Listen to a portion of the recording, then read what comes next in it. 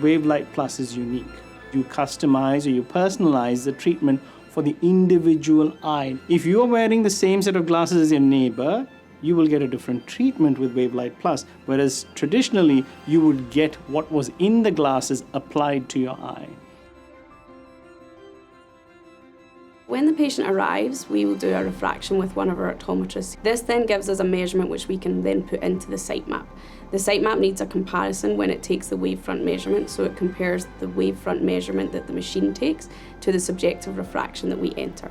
I always tell them it's a very accurate machine. It talks directly to the laser, and it does need a lot of measurements to get the accuracy of their eye. Normally, once they hear that this is going to benefit them for surgery and it's going straight to the laser, they're quite happy to sit there and take the time because they want an accurate result out of their surgery. One has to set up the room carefully and meticulously and has to set up the patient correctly. There is a small amount of learning curve, but the learning curve is worth it because the patient is not transferring from chair to chair to chair and spending too much time resetting themselves, and the staff are not spending that much time re-entering the same data again and again across multiple devices. There is no data loss, there is no data capture error, and so the capture is all in one go.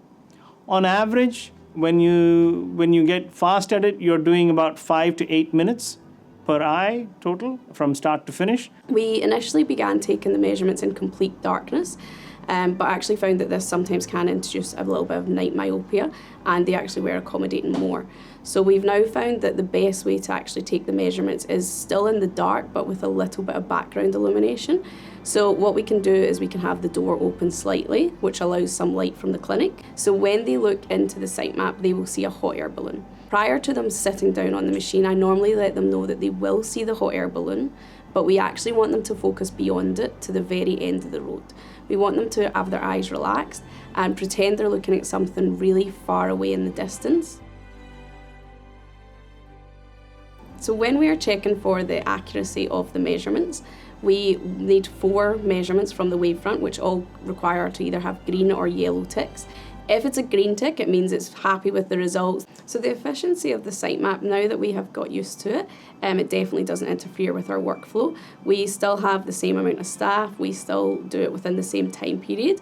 What excites me about the technology is that the technology is brave. That the technology is doing something that is currently available in telescopes and microscopes and on the Hubble telescope. It already exists there, but it's been brave enough to be brought into the human world.